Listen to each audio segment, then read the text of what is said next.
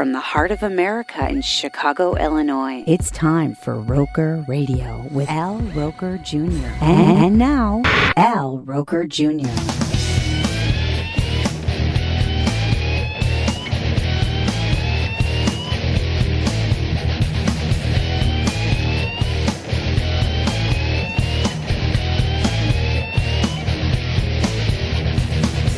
How you doing, everybody? Welcome to another edition of Roker Radio. Al Roker Jr.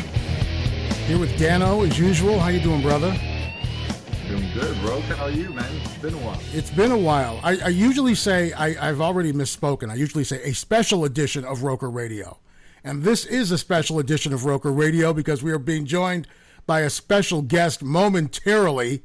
If I have sent him the correct link, let's see. But he should be popping in just a moment, if that's just a little bit of a hint. So, you've been hanging in there? You're safe and sound? Yeah, I mean, can't complain. Things are going good. It's still warm outside. It's been a cruel summer, hasn't it? Yeah. Especially if you live in a crib that has no air conditioning. You've got a couple of window units, and the only window you can only place them in like the bedrooms. So every other room in the house just swelters. Do you have like one of those like $4.99 fans that mist water? Oh, no, I don't have one of those. But it's like I got one of those Costco fans. Oh, our special guest should be coming in momentarily. Very, very excited. Oh, hello. Look at you. No see. Hi. How are you, John? A wine mixer. I wore my Catalina wine mixer shirt for you. Very nice. Very nice. Ladies and gentlemen, welcoming to the program. You know him, you love him, from Blues Traveler. It's John Popper. How are you, my friend? Hey, everybody. Good to see you. Great to see you. That I had to go Skype for radio, and I was thinking, Skyping for radio? Why am I doing that again? Because it's radio. You don't. So, I'm trying to keep up. Well, the way things, so I don't really have to make much sense. There you go. Well, the way things work now is like we've gotten so used to Skyping and Zooming and things of that nature that usually it's just easier to just do that because people are already familiar with it after the last year and a half. Yeah. And worst comes to worst, you got the audio anyway, so it's easier. That's exactly right. Well, it's great to talk to you. You're going to be coming to town soon, coming to Island Lake. Yeah, looking forward to it. Yeah, me too. Island Lake, Illinois, going to be at Sideouts Bar and Eatery on Saturday, August 21st. So go and grab those tickets. We'll talk a little bit about that in a few minutes. Also, you've got a new album out. We'll talk about that in a few minutes, Traveler's Blues. Yeah. But I want to see what you've been up to for the last year and a half. The last time I spoke to you, you were getting ready to celebrate this was 2019. You were in town. You played the Vic in Chicago. And you were in town. Remember that? Yes. And that was fun. That was a fantastic show. All your shows are fantastic shows. If you've never seen Blues Traveler live, it's a must see. It's a must see. We're actually doing pretty. We're kind of on a streak right now. Chan has improved so much for this album. When I first heard the roughs of the album, we all did our parts separately, and when I heard the whole album, I got really upset and thought they'd replace Chan entirely and was going to go on strike. And I started making this huge beef, and Chan had to call me and said, "No, that is me." And it's pretty. Matt Rollins, he really got us to settle down and play real blues stuff. So it's a very different sounding album than we're used to doing. We finally learned how to play blues, and we always knew we could do it, but it's kind of like we'd forgotten how, and we had to remember. You guys started incorporating some experience. You guys add some of the minor chords into the mix? Well, it was more like, don't don't display the chops that we were kind of pioneering in our generation, or having listened to Led Zeppelin, having listened to Eddie Van Halen, for instance, and go back to playing the very basic phrases and the phrasing that a lot of the more purist blues bands always used to give a shit for. You know, they'd tell us, can I say that? Or yeah, you say whatever you want, bro. Oh, fucking cool. Well, they were giving us shit about that forever. And we always knew that we could play like the more traditional forms, but we were always trying to get away from that.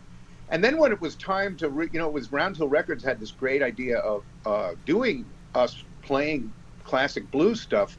And we realized that it was pretty hard to do. And Matt Rawlings really settled us down and got us to play in that moment. You know, the thing is, you feel like you're holding back, but the right way to do it is not feel like you're holding back and still play those phrases believably. You got to mean it.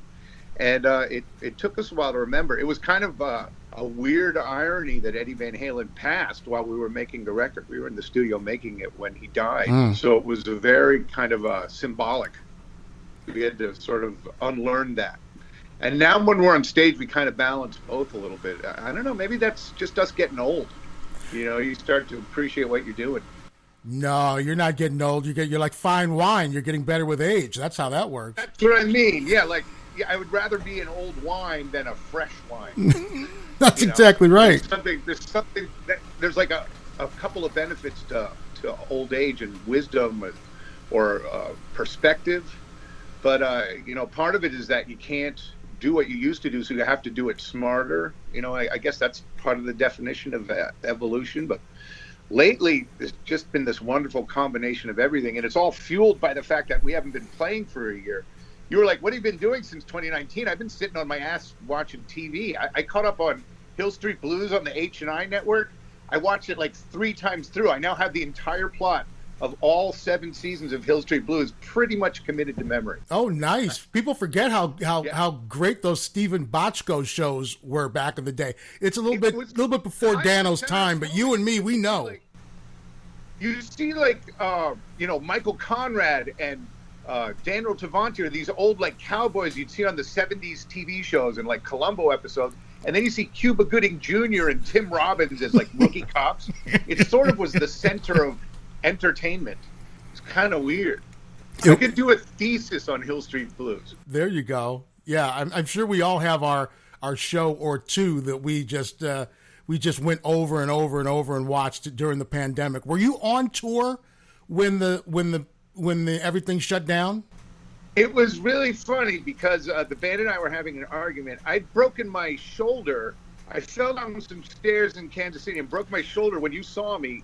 It was in 2018, actually. Oh, wow. Okay. And the thing didn't heal. It would not heal. I had to quit smoking cigarettes. And that's probably why I'm feeling playing a little stronger now. I do feel better not smoking, but I just wanted my shoulder to heal. And finally, my shoulder turned into a Nestle Crunch bar. It was in a lot of pieces. So the doctor said he didn't waste time during that 3 years, but the Nestle Crunch bar turned sort of back into one chunk that he then had to attach. I got 6 pins in the shoulder, and now it's as he put it, it's as healed as it's going to be. But in 2019, I just gotten surgery, in the December, and so 2020 we were doing some gigs, and the band wanted to go out on the road in March, and I was like, no, my doctor said May, and we were starting to get contentious about it because they really wanted to book up April, and I was kind of being talked into it, and then it's like God said, no, you get a year off, just sit down. Right.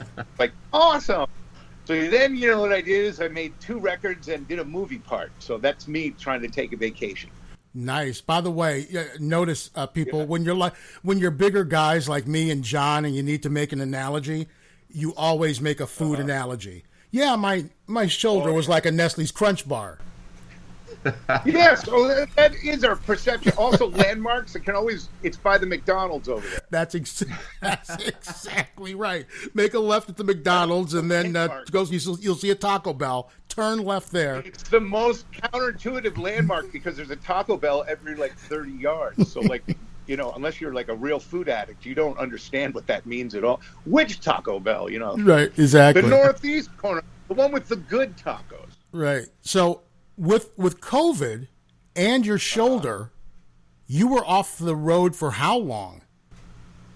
Well, I think our last gig was March 2nd of 2020. Like they talked me into doing like a couple of one-offs. Okay. And so I think we did like 2 gigs and then we had to stop. And I was already lobbying to stop just because I saw the angle of trying to get out of work just available. Like, this is really irresponsible of us. And everyone's rolling their eyes. Oh, sure. And then, within a few months, they're like, you know what? You're right. And then, yeah. And then I was thinking, hot damn, like I finally got to live in my house. You pay for this house you get to never fucking see. Right. It's kind of cool to go home, live there, shoot some guns, scratch yourself, don't shower for a week. It's eat like an animal. I mean, what happened in my neighborhood was Instacart delivered. So it was like awesome. Oh, this kid's been telling me about Instacart for the last year and a half. He keeps going, Instacart, bro. Just do Instacart. Why would you ever go to the store again? I literally had no reason to leave my house. It was awesome. I mean, the only thing I had to do was go see my daughter. That was that actually was an annoying amount of traveling because of COVID. We didn't want her to travel, so I had to. And before planes were really flying, I had to do a lot of driving from Seattle to San Francisco. But I saw her we went from every 2 weeks to every 3 weeks. But yeah, that was the only thing I did was go to San Francisco and eat the Uber Eats there. So it was really just I had to get dressed for airplane flights, and that's about it. You're so you're living in Seattle, correct? Yeah, outside of Seattle. Okay, so were you there for all the unrest? Oh, was it the CHOP? Well, yeah, I was up in the burbs. We were up in the hills. Nobody was really going to go cause any trouble there. But the CHOP got out of hand because eventually they had to send people in when they started killing each other. I mean, it was nuts. People couldn't go to the apartments they lived in. Like, that's my house. I live there, but nope, sorry, that belongs to the CHOP now. Wow. And it was just occupied. It was really weird for like a month and a half, something like that. Yeah, they blocked off, like protesters blocked off this area where the police station was, and they just occupied it. And the government just went, just take it. Well, I was just saying the mayor said the mayor chose to take an attitude of let's let them just live there and they'll burn themselves out. And it went on for like, I think 2 months. Yeah. That's crazy. Nuts. That is like John's house would be the last proved the rule place that you to try to eventually need.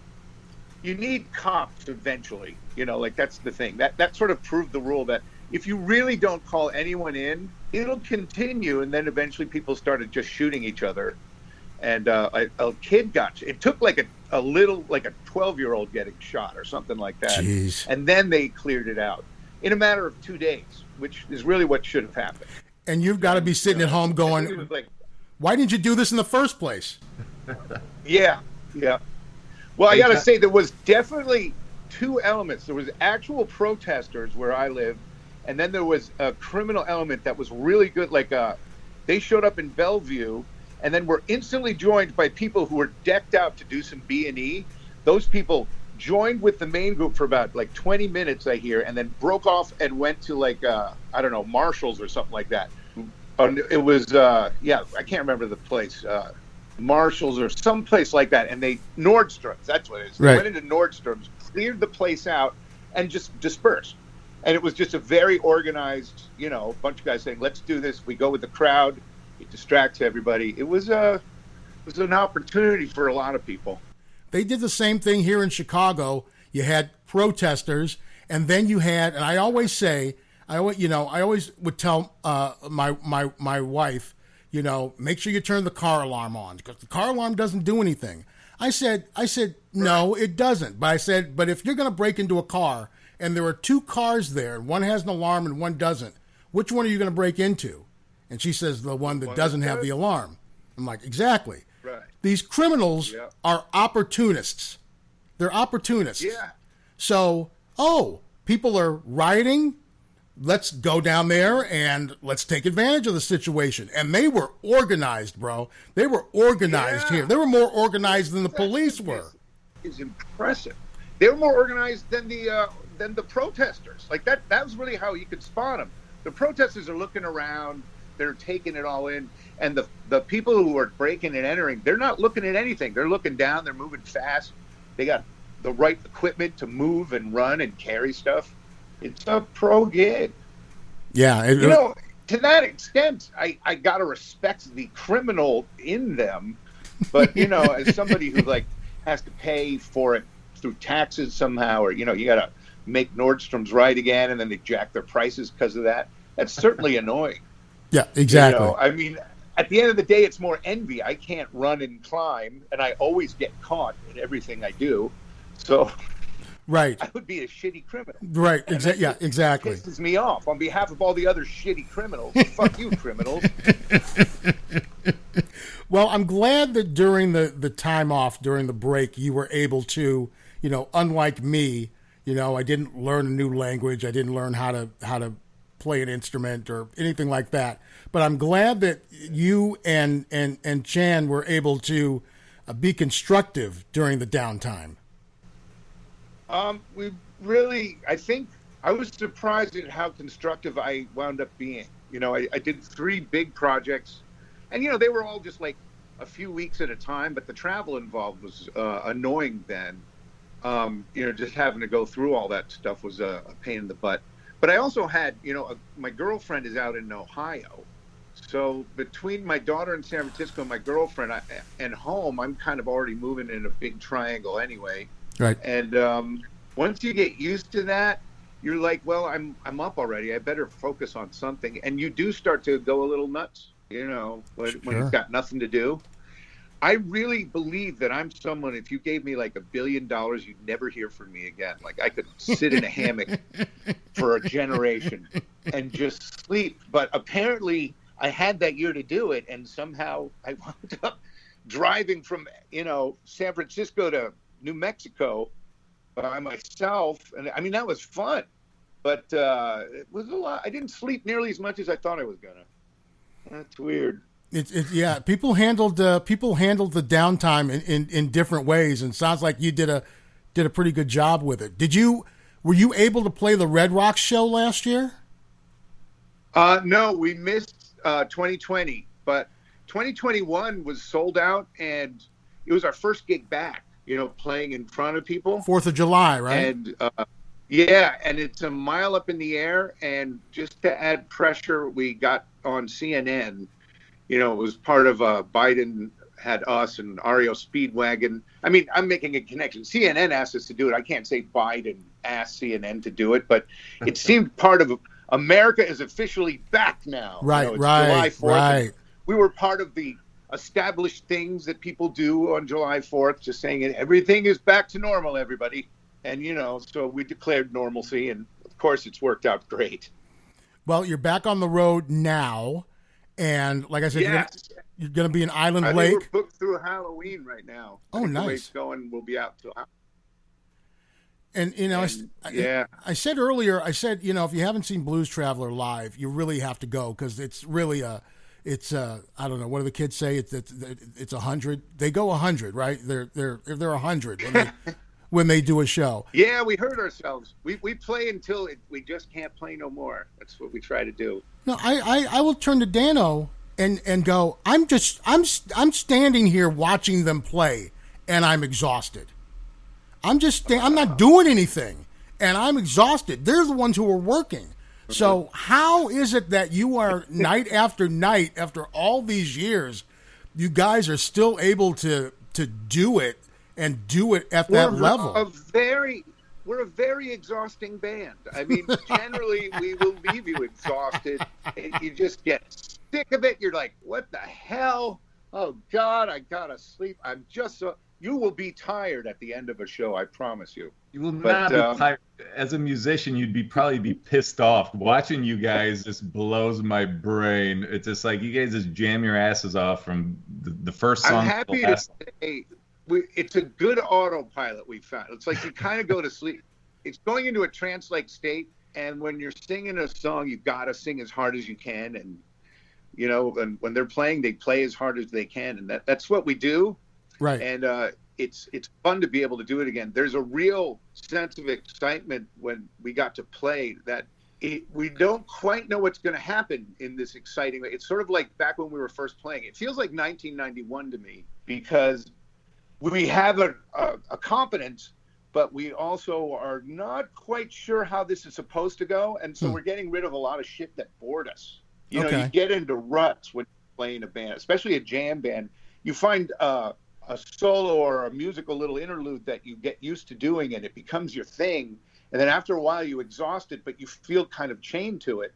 And a big break like last year lets you get rid of that stuff because you come at it with a much fresher attitude of, why am I doing this again? And you've developed a whole other approach.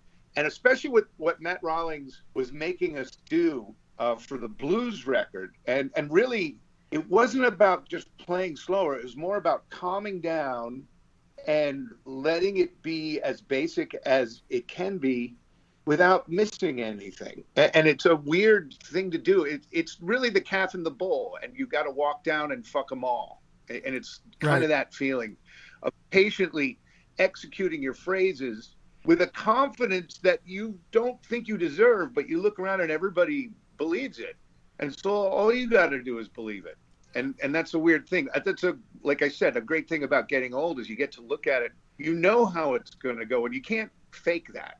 You can't pretend you're confident in that way. We remember watching the Neville Brothers when we opened for them way back when in the Palladium in New York City. And we were watching Art Neville, and all he had was a cowbell.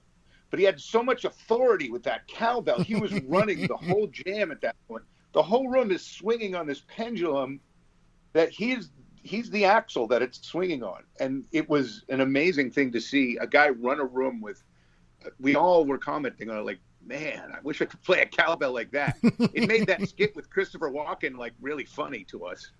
Right. Because you had because needs more cowbell. Needs more cowbell. It needs Art Neville on the cowbell. That's exactly right. So it's interesting because what the pandemic did and what the time off did is it kind of gives you that refresh where you can go. Okay, if you are in a bit of a rut, not necessarily a rut, but you kind of mentioned autopilot, and you say autopilot. There's autopilot in a good way, but then there's also autopilot in a bad way. Yeah, get used to it. Ruts are because you are tired, and with my arm being broken, I was in a real, I wasn't happy out there on the road. And imagine, I think we all went through this experience where imagine you get stranded on an island, and you start to really miss your life and you get to see what you had, and then suddenly after a year you get to go and do it again. Right. Now imagine that island is your house and your couch with all the comforts you kind of need or want, and instead of starving on an island. I mean, I think that's kind of what we went through.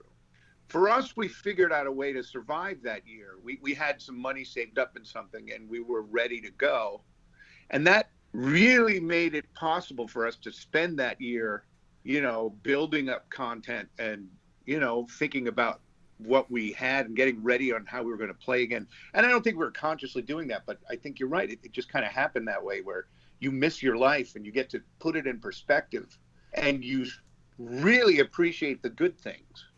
And, I hope that can be an experience for a lot of people. I mean, I know we were lucky. So, that's the thing. As soon as the vax came out, we vaxxed the crap out of it. Good. One thing I really want to do this year is my dad is turning 95 and my mom is turning 89. Oh, God they got bless the them. same birthday. Oh, wow. But they're in D.C. and my daughter's in San Francisco. So she's 5. And, this could really be the last time. I got her for Christmas this year, like we alternate. And so I want to be able to, I don't think my dad's going to wait till 97. So like that to me is I got to figure out some way to get her from San Francisco to DC safely. Right. And, I'm thinking maybe it's one of those agonizing 6-day drives because, driving with a 5-year-old, that's rough on day 4, Yes. That's rough on day 1, I would think. First couple of days. Could you borrow the tour bus into the winter? That's a great idea. Maybe renting a tour bus just for like a 2-day drive, get some double drivers. Yeah. That's a good idea. I wonder what that would cost me. Because, you know, I mean, man, you guys have been touring for like 25, 30 years. Don't you guys get a discount? Yeah, can't you get a deal? You think, right? You know, I just want the driver happy. There's two main rules about life on the road. Never shit on a tour bus. Ooh. Because, well, I mean, they're really the same rule, but they connect to making the driver the overall rule is don't make your driver suicidal. And if you got to hose out a bus toilet of human shit and then drive for 8 hours, you're going to want to just eventually drift into the left lane and take everybody with you. Yeah. So you do not want a suicidal buster. You want him thinking, I like my life. I want to live driving this. You know, he drives safe that way. So really, yeah, it's the same rule. I was going to say never shit in a bus toilet, never make a bus driver suicidal, but it's kind of two edges of the same rule. Yeah, they say when mama's happy, everybody's happy. So when the bus driver is happy on the tour bus, everybody's happy. And never, if you got security, don't ever make them want to let somebody tackle you. Like, never piss off your security. There you go. You know, it's like don't piss off a waiter, like food service industry. Never fuck with them. There's people you don't fuck with. These are things that you learn throughout the years, that they're obvious things, but, you know, with age comes wisdom. Yeah. Yes, don't piss off your server. Today, what do they know? These kids always sending their soup back. That's right. Roker Radio, Al Roker Jr., John Popper, Blues Traveler with us. They're on the road. They're going to be in Island Lake on Saturday, August 21st at Sideouts Bar. Get your tickets for that. And Blues Traveler has a new blues album out. It's called Traveler's Blues. It just came out last month in July. Did you say you were putting down those tracks in separate locations? Or were you able to get into the studio? The band worked in the day, getting the things down, and they kind of worked in threes. But then Chan would go back and work on his solos and stuff. And I think each guy would go back and work on their solos if they had them. And then I would come in at night and sing. And then when I was done singing, I'd do the harp parts. And there were like a lot of these songs we still don't know. I was learning them line by line, and I haven't done them as whole songs yet. You know, like a lot of them. So we got a lot of homework to do. Right. That's coming. As September unfolds and we start really uncorking these things, it's going to be fun to discover them all over again. But, you know, my favorite is the one I was hoping to play is Sittin' on Top of the World. It's got such great lyrics, but it's like 6-7 verses, something like that. 8 verses. So, yeah, I'm going to have to really remember that. And, you know, the ones we did so far, Crazy, I really needed Rita Wilson's help on that one because that's a little out of my range. And, you know, it was a tough play for the harp, too. I'm glad we got Schofield. It's kind of hard to ignore Schofield when he wants to work with you. A lot of people are talking about the fact that you've done your version of Gnarls Barkley Crazy on this album. And then who else do you have on the album with you? You just mentioned. We got Christone Kingfish. You know, he played a song with us. I can't remember which one now because it's all a blur. Keb Mo came and did one with us. Nice. And then the great Warren Haynes, I believe. Warren Haynes on this one, like his playing, you knew the slide was going to be monstrous, but the way he sings when he comes in, check out just the pocket of the song. Just start swinging so much harder, and it's just one of my favorite things I've gotten to be a part of. Crystal Bowersox did a boy-girl duet with me for You Got Me Running, and that's just a nice, good blues tempo one, but she's just got this real inflection. She knows how to sing she's just a great singing partner for me. And then Warren Treaty is this husband and wife gospel team. It's amazing. Like, the way that they were singing was, I can't describe how good they are. It's really, it put me in awe, a lot of the performances on here. One of my favorite is Mickey Raphael from Willie Nelson's band. He's pretty much the premier country harmonica player going, you know, and he was the guy, like growing up, if ever you heard harmonica on TV, it was probably him. Okay. Other than like Aki Shackner on the Brady Bunch. You'd hear like him on the harmonica. But by the time the 70s were in force, if you watched a Burt Reynolds movie or the Dukes of Hazzard and you heard any harmonica, it was this guy, Mickey Raphael, and he started doing this professionally at age 16. And he's just the most familiar country harmonica you're ever going to hear. He's Willie Nelson's harmonica player for, I don't know, 50 years now, something like that. Okay. And I do Roadhouse Blues, which has the guy from The Lovin' Spoonful. That guy played a pretty mean harp himself. So it's kind of nice that we get to do an homage to that guy on that song. But a lot of people haven't caught on that we're trading, like line for line. Throughout the song, we're passing the harp back and forth, but you can't tell who's who.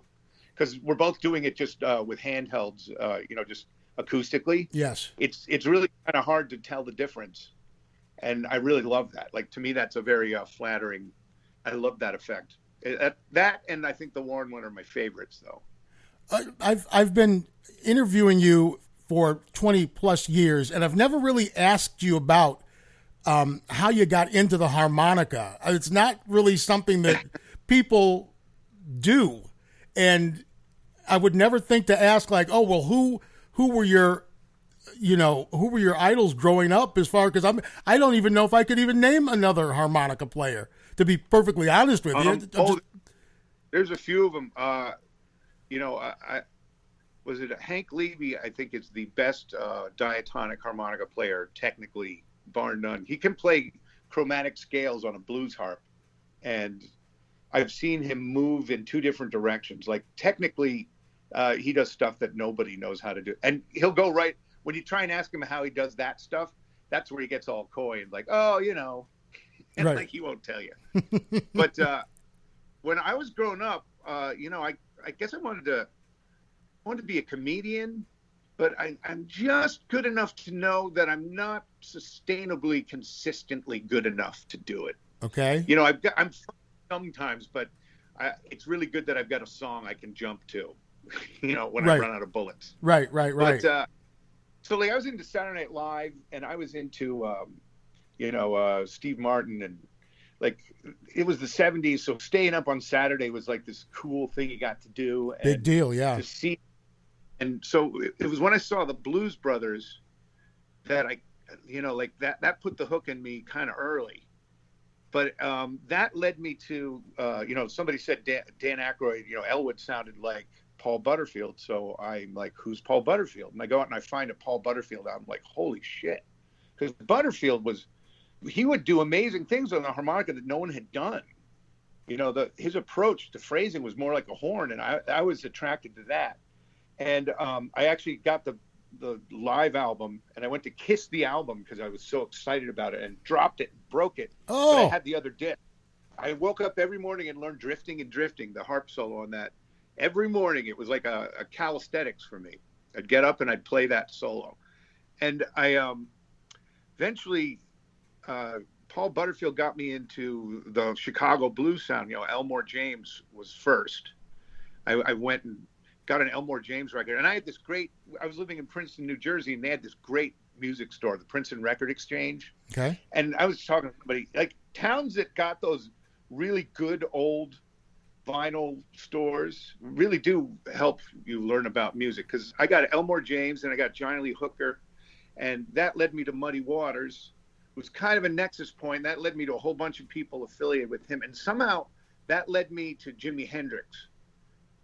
Santana too. I was also getting into Santana, and this was definitely when I was discovering weed. But Jimi Hendrix, when he played Voodoo Child, that's when I knew I didn't want to be a comedian at all anymore. Like, that's when music really had me. And from Hendrix, it got to be about everything. So in a way, it was the Blues Brothers that got me into music. And, I was just thinking about the time I did that movie, the Blues Brothers 2000 with Dan. And, I'm trying to hang with Dan, and I consider him a friend. But there's this point where I just start to fangirl on him. Yeah. I can't help it. I just start looking at him like, wow, that's Dan Aykroyd. But I remember one time we were at the House of Blues in L.A., and we're hanging out, and he's looking over at me with just, I think it was the rap party for the movie. Okay. I don't know. He was just beaming at me. It was kind of a really cool little moment. And, I learned a lot from him.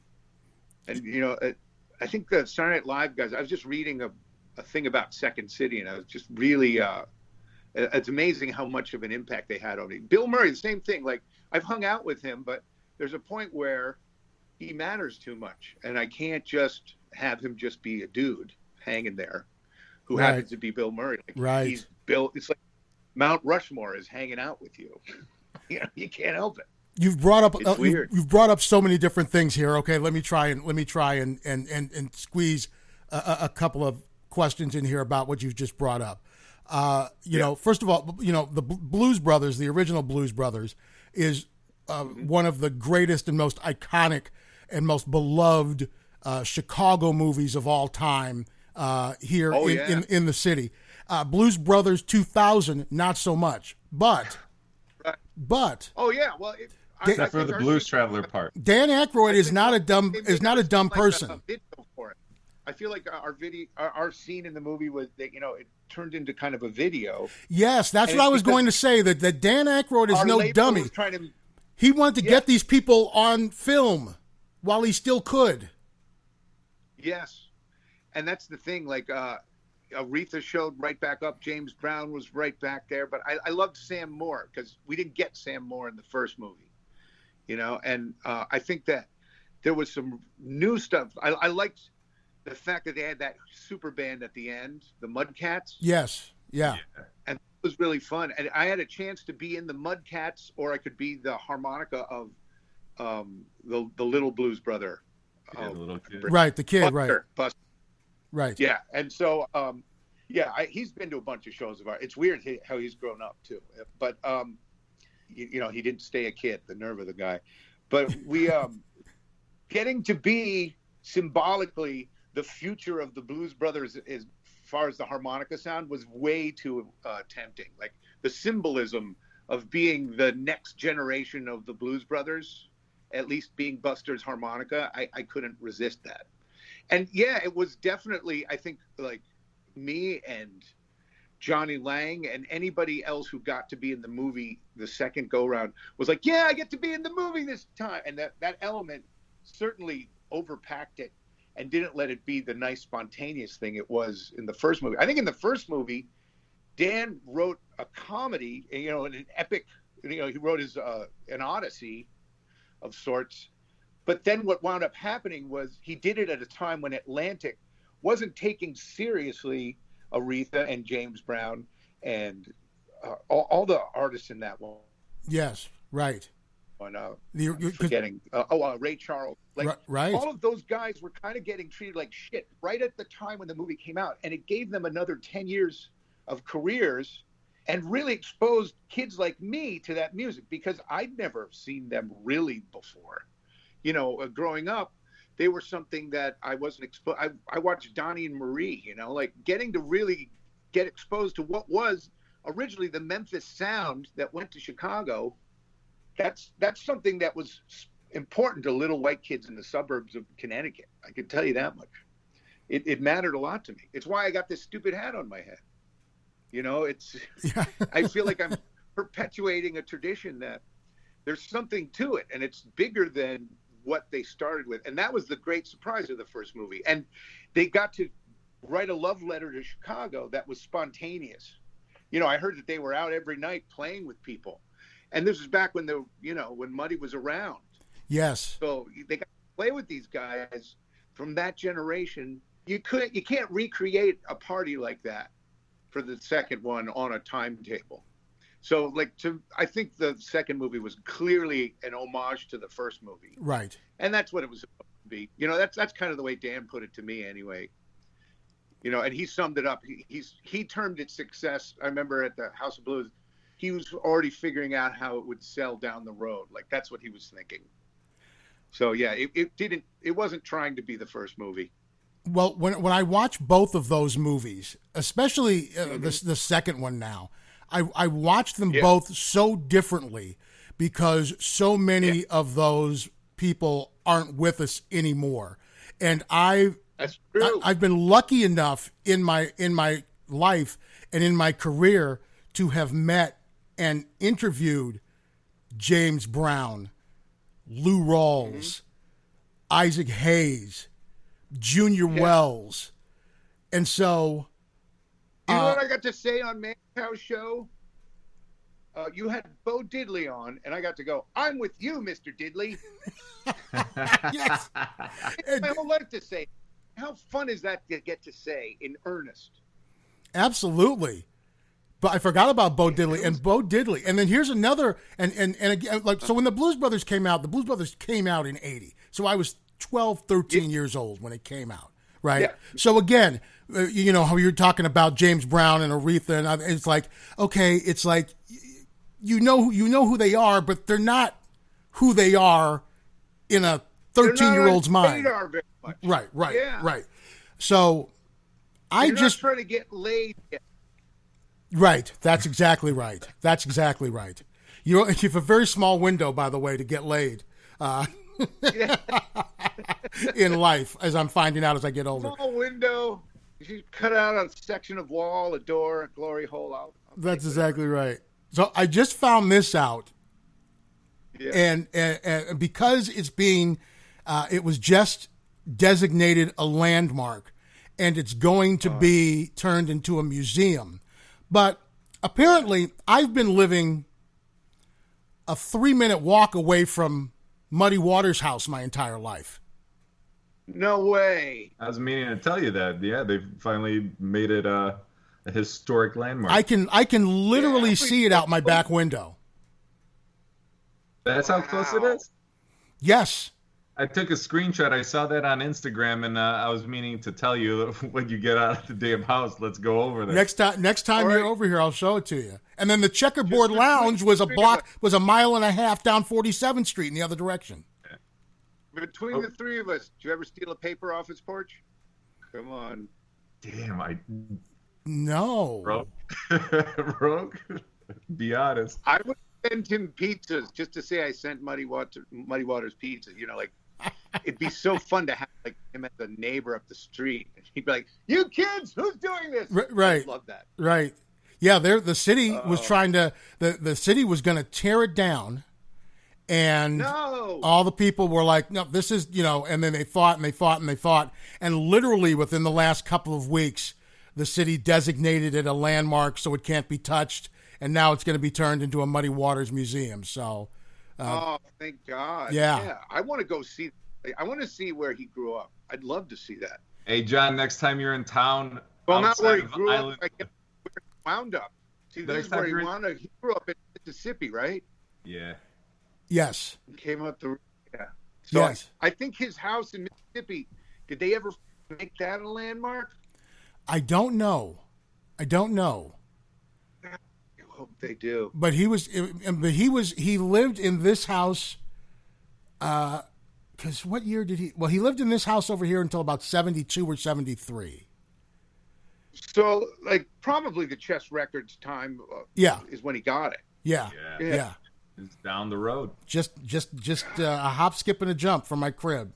Who'd have thought John, that? next time you're in the city, we'll have to take you to that bar we took you after the Vic show. But then we'll do a barbecue by Roke's house, and then we could hang out by Muddy Waters.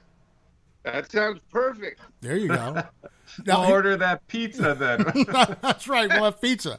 We'll order pizza delivered to his house, then steal it off his porch. That's right. We'll play him a song. Here's something else I've been meaning to ask you for years, and this would have been a much better question to ask you 5 years ago or 10 years ago. But, I've known Ron Jeremy for probably 25 years, and every time I see Ron Jeremy, he whips out his harmonica and he says, "John Popper taught me how to play the harmonica." So, John Popper, did you teach Ron Jeremy how to play the harp? I will not be held responsible for anything Ron Jeremy put in his mouth. Whoa. Yeah, Ron's having a bit of a tough go of it right now, unfortunately. It's very sad. Imagine that you're an adult man with a huge cock and all of your adult life, everyone tells you that's perfectly okay. Go ahead. We expect you to do that. And then he's in court one day going, what? I went home with some strangers and we were on drugs and I tied them up. What's the problem? Like, it's just so hard to explain to a man who's used to doing that. You know, like the 70s robbed him of perspective. You know, there's a price you pay for that life. Is that what Rick James said? Yeah, I tell you what, he said, cocaine is a hell of a drug. It's a hell of a drug. But I've literally, and I'm sure you've seen it too, I mean, I've literally seen people throw themselves onto Ron Jeremy.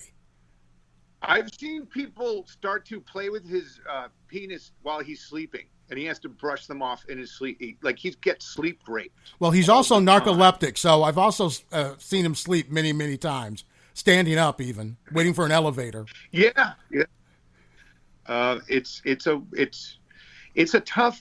tough being Ron. It's hard.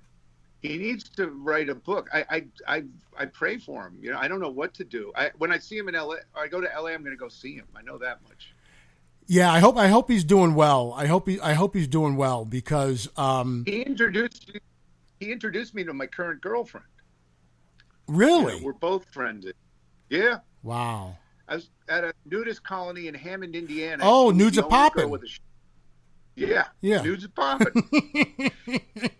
The only one with a shirt on. I found it intriguing. Yes. Oh, I know all about nudes are popping. Wait, this is a real place? Yes. Yes. I don't know if it's still going now, but it was up until a short time ago. Yeah, it went on for about 20 plus years. You going to Nudes of Poppin' this year? Ronnie would ask me all the time. I'm trying to remember the name of the town in Indiana, really but needed to clean the trailers. All I'm saying is they needed to clean those trailers. I bet. Yeah. To say, how did you guys trust a place in Hammond, Indiana, to be a nudist colony? You just put it out of your mind and tried not to think of crabs. That's exactly right. Well, I want to talk about. We talked about the new album a little bit. You're on the road. You're coming to Island Lake, and that's another thing. I've seen you perform. I mean, I've literally seen you perform everywhere from Lollapalooza to a sidewalk, literally. Oh yeah. Over the years, you pay me, I'll show up anywhere. You guys, you will show up anywhere, absolutely. So, Island Lake, Illinois. Don't be too big. That's right. That's right. So make sure you grab your tickets. Again, it's August 21st. Island Lake, Illinois. And we're giving 2 tickets away. We are giving 2 tickets away. If you want to see Blues Traveler, I am going to post about this show. All you need to do is repost. That's all you have to do is repost. Twitter, Facebook, Instagram, Roker Radio, Al Roker Jr., and I will select a winner next Thursday. And you will be going to see Blues Traveler in Island Lake that following Saturday, the 21st. So, and then just in case, you probably want to just buy your tickets just in case you don't win, you know. But it's going to be a fantastic time. And like I said, it's going to be a great show. And the thing is, that's just it. When I see you in front of 30,000 people, or I see you in front of 300 people, it's the same show. You do not rob anybody of the experience. I appreciate that. It's fun. It's the truth. The fun comes from us. The pleasure is all ours. It's all ours.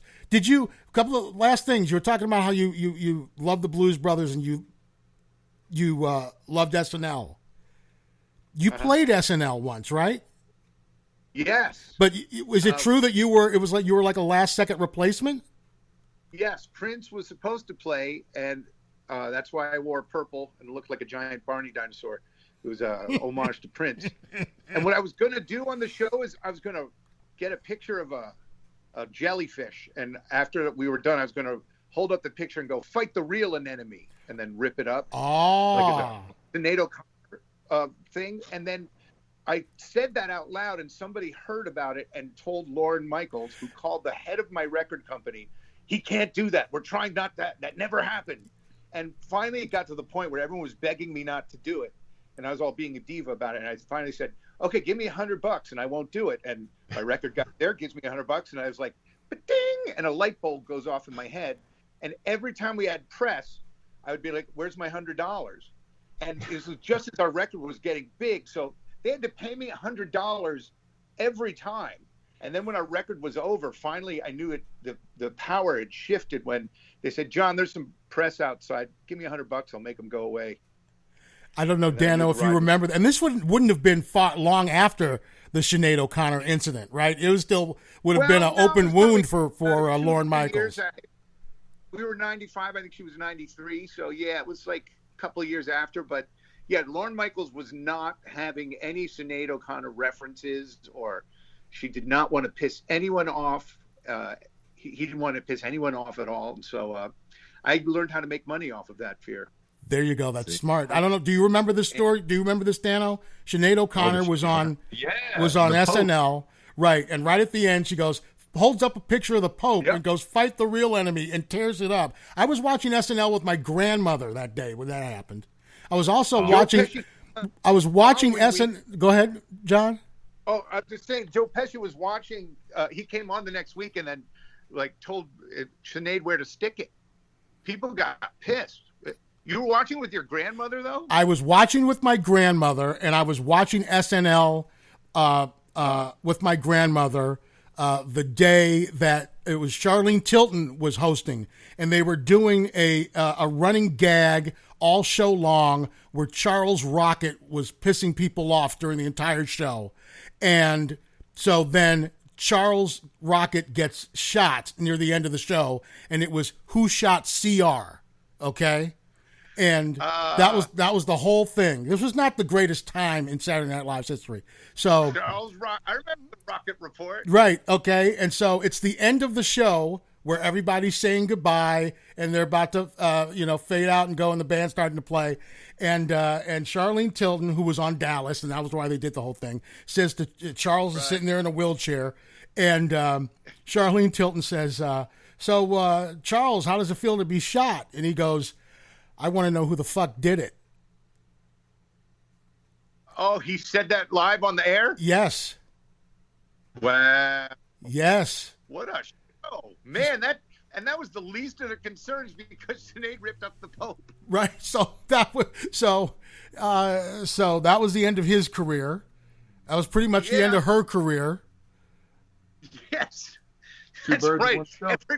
That was the episode where everyone gets in trouble. That's exactly right. And luckily you didn't when you were on. Yeah, I was nowhere near that show. Right. I grabbed Mariel Hemingway at the end of of our show and pretended to kiss her. Did one of those stage kiss things, like like you dip her, like a dance move, like you dip her. Yeah. Yeah. Like the Navy guy at the end of World War II picture. That's exactly right. Also, the sax part, which I really had always dreamed of doing, at the end of the show. They gave me a microphone and let me play that. That was so fun. One final question. I got to tell Pardo that I'm with him and saluted him, and he told me to carry on. Oh, good. Nice. Let me give one final. It was a religious experience. Well, I would think, obviously for anybody, growing up watching SNL as a kid, you end up on SNL at some point. As the musical guest, that's got to be a huge, huge highlight. And that is what my final question is going to be, all the people that you've met, the bands that you've played with, that you've gone out on the road with, who are the ones that you're most, that stick in your mind the most, that you're most in awe of? Oh, in awe of? Pretty much all of them. Starting out with the Allman Brothers when we were just beginning, after our New York scene and Wetlands, that felt pretty big to us. And then we signed with Bill Graham, and he took us out on the road, put us out in front of the Allman Brothers straight away, and getting to see. And that was right when Warren Haynes joined that band. So it was really great to see them in that prime. They had a good 10 years of just being amazing. And the Dead, certainly, Santana. There's so many. I never did get to play with Prince. I would have loved that. But I've gotten to play with so many people. The Blues Brothers, Steve Cropper was amazing to play with. I think one of my favorite moments, though, was a Chicago moment anyway. I was thinking about, we went to Second City, and Rachel Dretsch is still at Second City. She hasn't been on television yet. Okay. So she's like the kind of, she's sort of the star. The of huge class, star of that. Right. And I went to high school with Shuli Cowan, and she invited me down to Second City with my manager, and we go and see it. And Rachel is doing at the end, where they have the little peel-off envelopes, and you peel a Post-it and go, oh, okay, a cat. Yes. And in Burma, and, they do an improv piece on that. She pulled one down, and it said, oh, I can't do this. It says, I just saw John Popper in the bathroom, and he didn't wash his hands. And the whole place erupts. And I felt so famous in that moment. I felt so powerful because I was now in Second City lore. I ever since then, I wash my hands whether I need it or not, by the way. Right. Because Rachel kind of reminded me that hygiene is important. And then second of all, I am immortalized forever in that moment. I don't care if anyone ever saw it. I was there for it. It was like a weird, surreal dream that was just about as awesome as it gets. That is fantastic. Well, John, thank you so much for all of your time. Much more time than I'm sure you wanted to spend. Hey, Roke. Yes. Could I get a quick one in? Oh, yeah. Hey, John, Sorry. really quick. Any chance in fucking hell that you're going to bring back the Horde Festival or a version of it? Well, we're actually thinking about it. Dave Fry and myself have been talking about it. We have a really interesting idea for next year, because next year 2022 would be an anniversary of it. It would be it's 92. the 30th. 30, yeah. Yeah, 92. That's 30 years, right? Right, yeah. And then that's also Blues Traveler's official 35th anniversary as well. So there's a lot of stuff we could do with that. And we really are thinking of that. John, you guys used to put on a hell of a show, man. It was like the precursor of like... So many great bands. Just a lot of great talent came through there. Yeah, no, most definitely, man. So good luck with that, and hopefully you guys bring it by Chicago, or maybe you could announce it on Roke's show here. There you go. Give us the scoop. Give us the scoop. That would be a good scoop. Well, good luck, man. Safe travels. We'll watch it. Keep the shoulder good, and we'll try to come see you soon. Feeling great now, and a lot of love, Roke. Thank you so much, John. The new album is called what? It's called Blues Traveler, Traveler's Blues. Do we know how to name shit or what? That's right. It's well our most done. Inspired title since four. And they're going to be at Side Outs in Island Lake on Saturday, August 21st. Get your tickets now, or you can win a pair of tickets right here on Roker Radio. All you got to do is just go to social media, Roker Radio, Al Roker Jr., and retweet, Facebook, Instagram, whatever it's called, and I will select a winner on the Thursday before the show, and you can see Blues Traveler in Island Lake. Keep it up. Keep up the good work, my friend. Yep. You feeling good? Yeah, I'm feeling great. Good. I'm glad. Say hello to the rest of the guys for me. We will. All right. Be good. Take it easy, John. Appreciate it. Bye. Bye-bye. John Popper, Blues Traveler. Nice. Talk about fangirling. I was just smiling. I apologize for not letting you get a word in. Memes of my face is going like, just smiling. No, man, like that's the thing is like you guys have this rapport. It's like us talking at a bar. People are like, who the fuck are these guys? And it's crazy when you said that you guys go way back like 20 fucking years. I was like, damn. Well, I didn't even get a chance to get into and I think it's we're both big guys. We both had the stomach surgery, so we're in that club together. I have no musical talent whatsoever, none. But I didn't know if it was like a sour subject or whatnot with him. You probably talked to him in the past about it, but man, I fucking remember seeing John one time get wheeled out on a wheelchair, bro. My brother will tell you this story. We saw him in like 95 at the Aragon. fucking John was like probably at his heaviest, and he gets wheeled out in a wheelchair like a James Brown thing, but he was like a big dude, and he was like not doing too good health wise, and this motherfucker stands up, grabs onto the mic stand, has his little table next to him, jammed for 3 fucking hours, and then just got off the stage like, fuck it, next show. It just like, it was mind-numbing, where it was like, damn, man, like John's not looking too good, hopefully he's all right. He started playing, you're like, this boy is fine. He's just ready. And that's I kind of was getting to that a little bit when I was talking about how I'm exhausted watching them, because John has lost a shit ton of weight, there's no question about it, but he's still about 6'5" all day. Yeah, Chan is like 6'8" all day. These are big guys, right? Yeah. These are big guys. This is why you don't see me bagging groceries at Jewel. I can't stand up and just, I can't be on my feet for that long. But when they get out on stage, they seem to, I don't know. We talked about autopilot, but it doesn't matter. Like you said, he got wheeled out in a wheelchair. Yeah. But once he hit the stage, it was just an entirely another person. It's an amazing show that they do. Really great. Yeah, dude. They're like, I don't know if it's autopilot.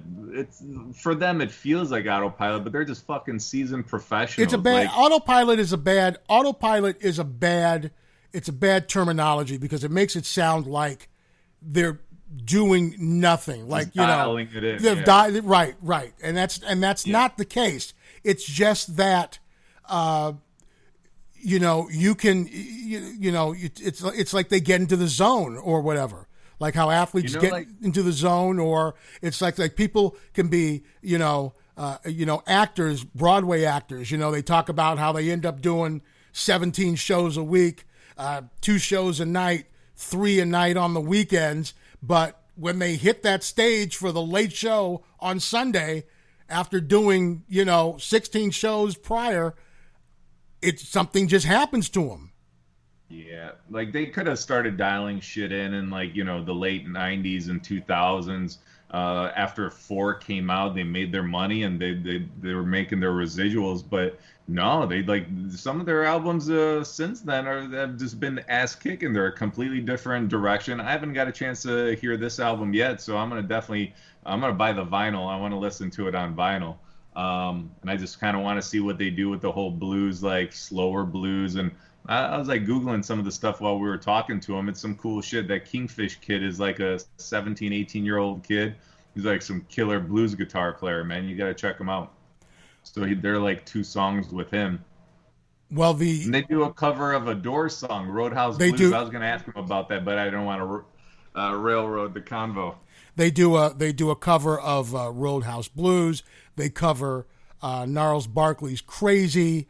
And we're going to end the show by playing Sittin' on Top of the World, which may or may not be the single that they drop. Excellent. Next month, that, a little birdie with a big hat and glasses may have told me on the side. So we'll end it with that. And again, the new album is called Traveler's Blues. You should be able to remember that. It's Blues Travelers Blues. Well, you got to be careful because their 93 album was called Travelers and Thieves. So this might be the baby brother. Right. And then Traveler's Blues. And then Side Out Bar and Eatery in Island Lake. That's going to be Saturday, August 21st.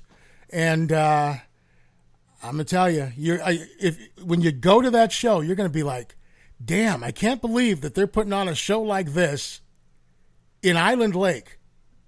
If you live in McHenry County, if you live, in McHenry County, Lake County, and you're used to traveling around Island Lake, it's great. When you live 3 blocks from Muddy Waters' crib, from the south side, on the south side of Chicago, Island Lake is a drive. right? I had to map quest that shit just because I was like, Island Lake. I was like, what the fuck suburb is that? You're like, Bro, where it's exactly like in the middle is of that? like all the lakes. Yeah, I used to be a traffic reporter way back in the day, so I knew where it was. You used to go fishing out there. You used to go fishing out there. I noticed there's a lake called Slocum Lake. Yes, that's exactly, yes. I'm joking. Not you didn't fish there, but there's really a lake right by the fucking bar that they're playing at. I've actually golfed out there once or twice. Of course you did. You golf like everywhere. Dude, hey, if it's free, it's me.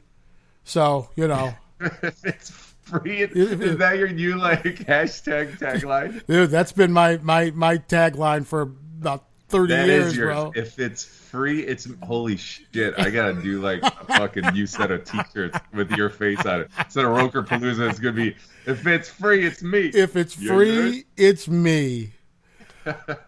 Hey man, great job. This was a kick-ass interview where John's sounding really good. It sounds like the boys are bringing their A game on the music, and I'm excited to hear that stuff. I got to see what I'm doing next weekend. I might try to take the Metro up there. Well, see, that's what I want us to go, and I've been trying to figure out. Okay, there's only really two ways we can go. One, I hadn't thought about Metro.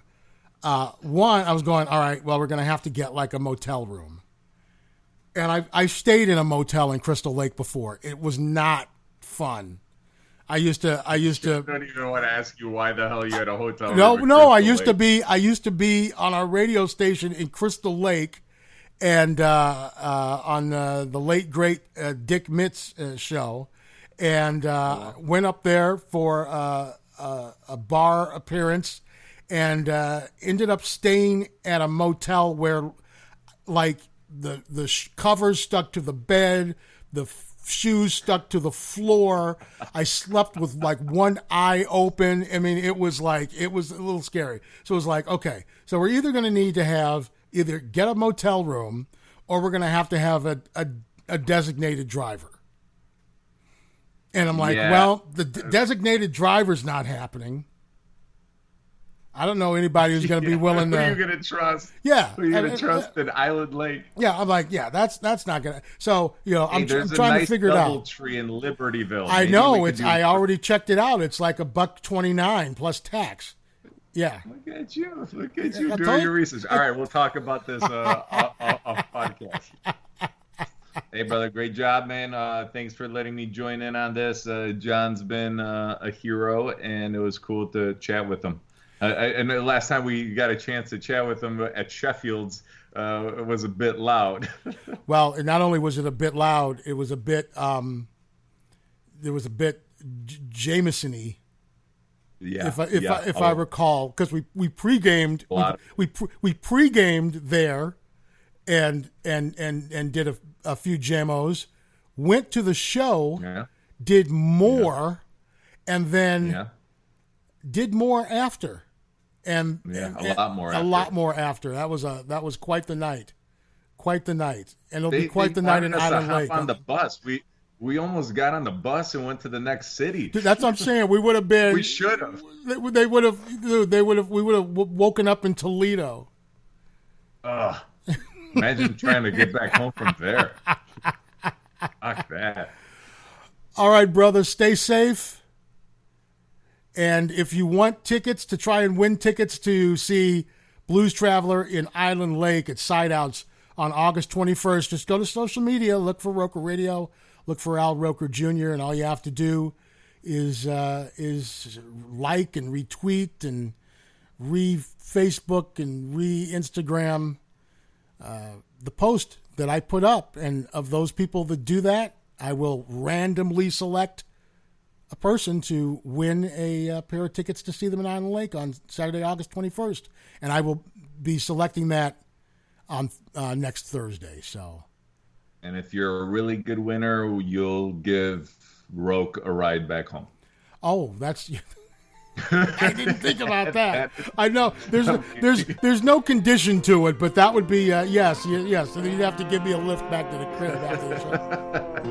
Halfway point, baby. Excellent, brother. All righty, Dano. Stay safe. Be too, brother. All right. Thanks to you. Thanks to John Popper. And from their new album, Traveler's Blues, a Roker Radio exclusive. How about that? It's their new single that's not even out yet. Sitting on Top of the World. Take it easy. Get vaccinated. Be safe. Peace. Was all the summer and all the fall, just trying to find my little all in all. But now she's gone, and I don't worry.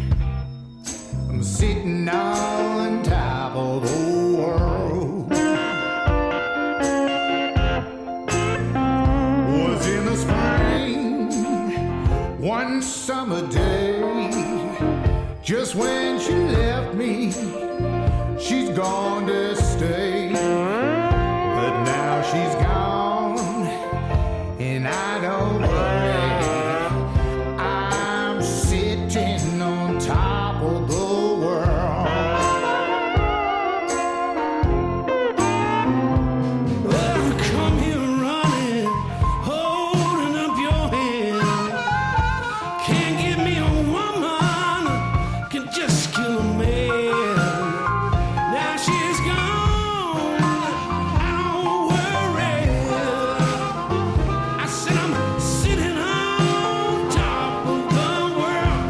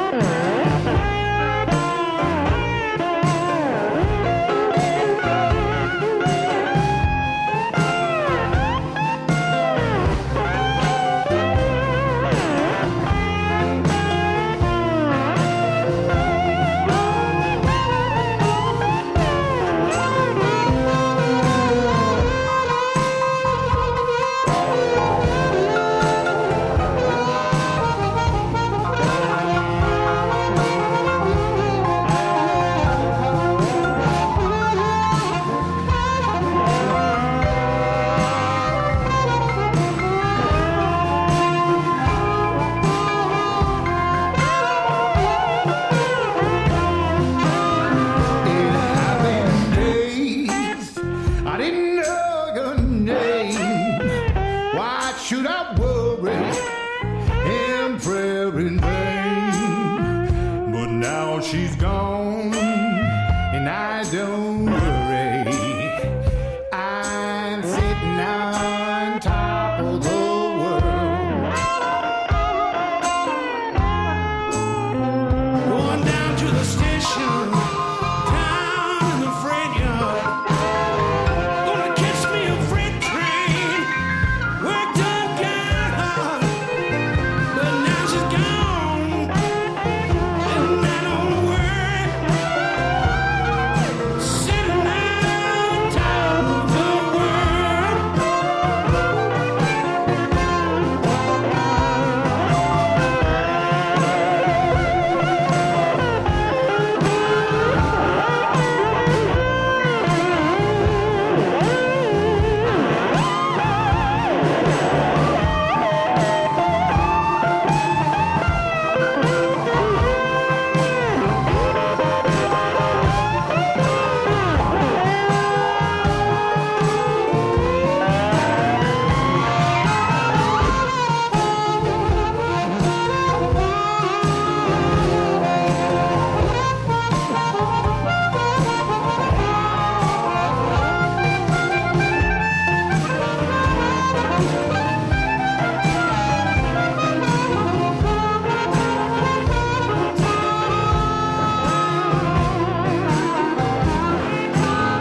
The lonesome days, they have gone by.